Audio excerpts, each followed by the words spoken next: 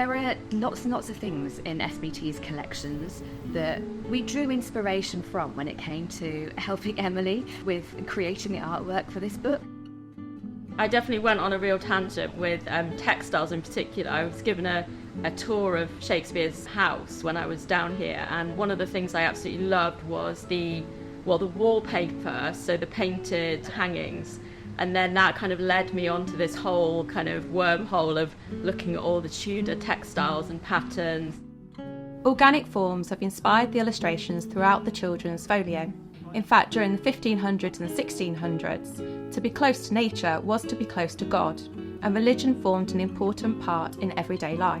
Organic motifs featured in people's homes and clothing, and if you're of high status, this would include embroideries of flowers, fruit and vines. I was provided with lots of photos of like blackwork embroidery, lots of gloves and sleeves.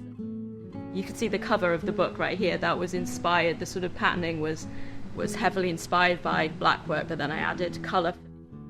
This is a lady's cap, although not currently formed into its cap shape. And this is a gentleman's nightcap, originally intended to be worn by a gentleman in his bedchamber to keep his head from the cold. Although this particular cap is in such fine condition, it was likely never worn. There are also really fascinating objects within the collection that we drew a huge amount of inspiration from. Lots of weaponry, which I think is very exciting. There's lots of really, really interesting swords, lots of different ones across different periods. Swords and daggers featured throughout William Shakespeare's plays, and two such items from the Shakespeare Birthplace Trust collection inspired the illustrations in the children's folio. One item is a sword known as a rapier, which has a long slender blade and a cutting edge to each side. In the 1600s, swords became a symbol of gentlemanly status.